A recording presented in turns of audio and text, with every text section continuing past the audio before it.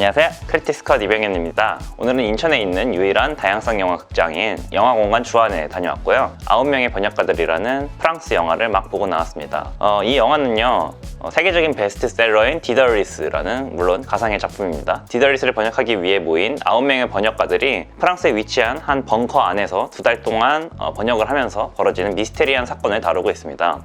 이 사건은 중후반부까지는 중심축이 뭐냐면 이들 중 누군가가 출판사 사장에게 돈을 요구하는 협박을 하면서 조금씩 이 디더리스 3부작의 마지막 작품, 이들이 번역하고 있는 이 작품을 조금씩 유출시키는 그런 내용으로 진행이 되고요. 이 유출범 그리고 이 협박범이 대체 누구인가 밝혀내는 것이 중후반부까지 주요한 플롯입니다. 사실 이 영화가 금방 범인의 정체를 밝혀줘요. 그 다음부터는 이 범인이 왜 그런 일을 저질렀는지, 어떻게 이런 일을 벌일 수 있었는지를 설명하는 그 과거사가 설명이 되면서 조금씩 반전처럼 드러나게 되는 그런 구성으로 진행이 됩니다. 프랑스 영화이긴 하지만 원제는 트랜스레이터스, 그냥 번역가들이라는 심플한 제목인데요. 이 번역가들이라는 제목에서 유추할 수 있는 것처럼 9개 각각 다른 나라에서 온 번역가들이 주인공이기 때문에 그 소재부터가 조금 저의 흥미를 끈 측면이 있었고요. 왜냐면 저는 개인적으로 소설도 굉장히 좋아하고 또 번역이라는 어떤 행위에 대해서도 그것 자체가 뭔가 좀 자극적이잖아요. 9명의 번역가들이 벙커 안에 갇혀서 2달 동안 번역을 하는데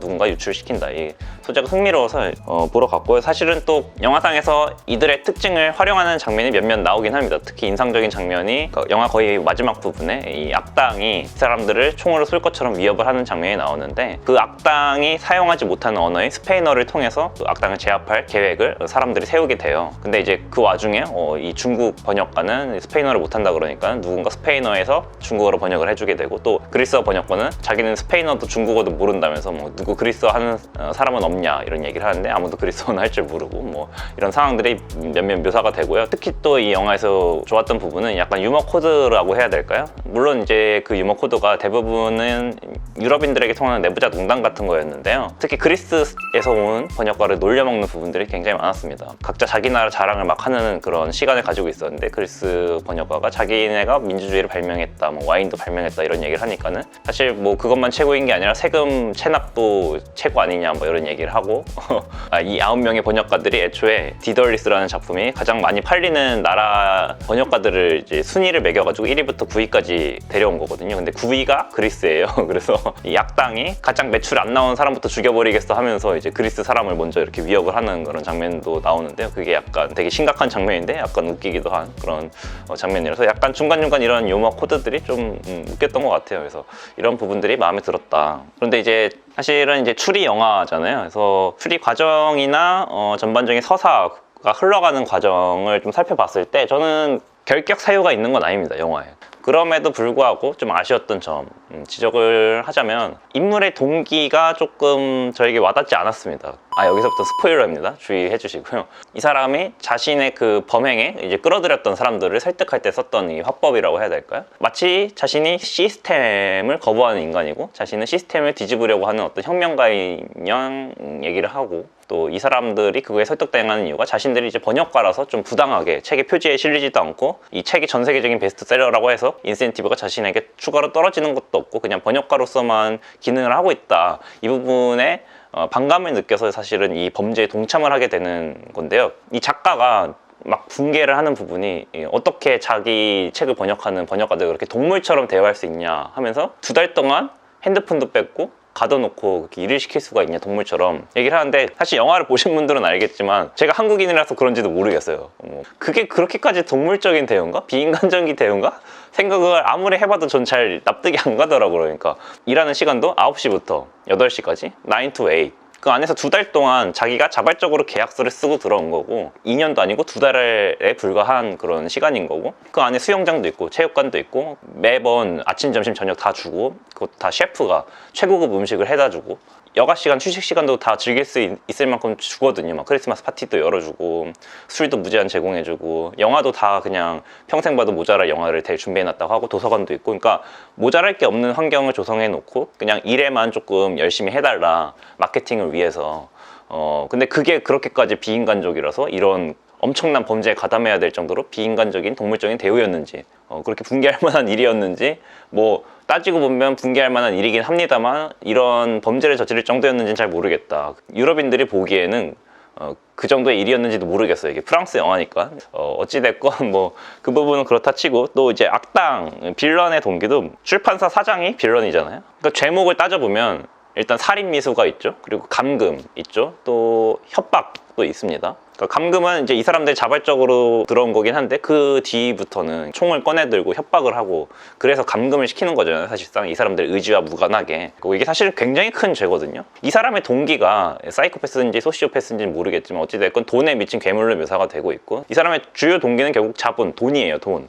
엄청난 일들을 저지른 이유도 결국엔 출판사가 망할까봐, 그리고 여기에 얽힌 돈이 굉장히 많기 때문에 그거에 집착하다가 미쳐가지고 이런 일들을 저지르는 건데, 사실 생각을 해보시면 여기 있는 게 9명입니다. 9명의 민간인들이 있고, 그 중에 한 명은 심지어 자살을 해서 죽어버리고 8명만 남게 되지만, 어찌됐건 이 8명을 다 죽여서 쓱싹 없애버릴 수 있는 그런 상황은 아니잖아요, 영화상에서. 그러니까 저는 아무리 돈에 미쳐있다고 하더라도 이 사람이 이렇게까지 이성을 잃고 범죄를 저지른 이유를 잘 모르겠다고 해야 될까요? 그러니까 수지타산이 안 맞는다는 거죠. 쉽게 말해서 이 사람은 돈을 따지는 사람이니까 수지타산을 항상 생각을 하면서 행동하는 그런 인물로 설정이 돼 있을 텐데, 그런 거에 비해서는 너무 뒤가 없이 일을 저지르는 게 아닌가.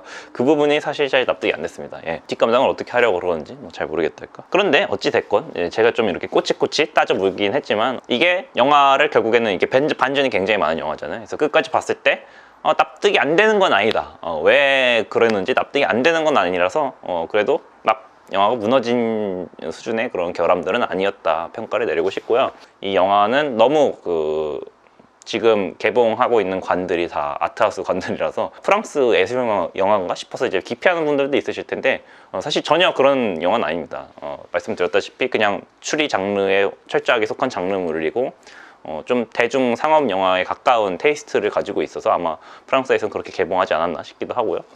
그래서 추리 영화 매니아 분들은 뭐 한 번쯤 보셨으면 좋겠다, 이렇게 말씀을 드리고 싶고, 저는 사실 이 영화에 대한 얘기보다는 또 추리 영화라는 그 장르 자체에 대해서 좀 말씀을 드리고 싶은 게, 좀 떠올려 보면은 제가 그렇게까지 소설에 비교했을 때 추리 영화를 막 재밌게 본 경우는 드문 것 같아요. 그러니까 사실 추리 드라마를 좀 재밌게 본 경우는 있어도, 영화를 막 그렇게 좋은 영화, 좋은 추리 영화다, 정말 장르적 특성을 잘 살렸다, 이렇게 평가할 만한 영화를 많이 보진 못한 것 같거든요. 왜냐면 장편 영화의 호흡, 1시간 반에서 2시간 정도 되는 이 장편 영화의 호흡에 약간 추리라는 장르가 들어맞지 않는 건가 싶은 경우도 좀 종종 있어요. 이 적절한 예인지는 모르겠지만, 제가 개인적으로 이제 어떤 그러니까 추리적 특성과 영화적 특성을 다 함께 살리고 있는 장면으로 꼽고 싶은 게 이제 더 와이어라는 드라마가 있습니다, 미국에.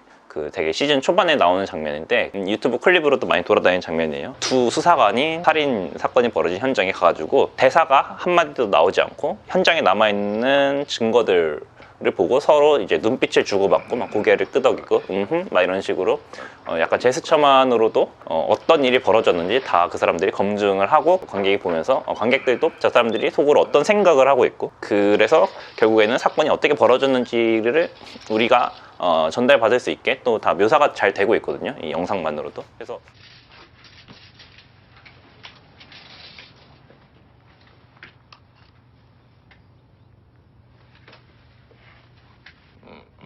추리라는 게 결국에는 머릿속에서 일어나는 일이고, 누군가를 의심하고 용의자로 추리를 하고 증거를 잡아내고 하는 것도 대부분 머릿속에서 일어나는 일들이고, 그게 소설에서는 이 심리 묘사 같은 걸 통해서 잘 드러날 수 있는데, 영화는 오로지 이 더 와이어의 이 장면처럼 이미지로만 보여줘야 되는 그런 한계가 있잖아요. 그걸 잘 묘사할 경우에는 이렇게 좋은 장면이 되는 거지만, 그렇지 못할 경우에는 사실은 이번 영화도 그랬죠. 9명의 번역가도 그랬지만 대부분은 심리 묘사를 결국에는 말로 해요. 대사로 표현을 한다는 거죠. 그런 부분에 있어서 약간 추리 영화가 가진 어려움이 있는 게 아닌가 하는 생각을 좀 가지고 있는데요. 뭐 소설이 갖고 있는 메리트라는 게 있으니까요, 장르적 특성상. 네, 그럼 지금까지 영화공간 주안에서 봤던 영화인 9명의 번역가들에 대한 간단한 리뷰 전달 드렸고요. 영화공간 주안에 대한 소개를 해드리도록 하겠습니다. 참고로 전 고향이 인천인데요, 주안역에서 내리면은요 굉장히 영화관이 없을 것처럼 생긴 건물 7층에 영화공간 주안이 위치하고 있습니다. 그 겉보기의 모습이나 그 1층에서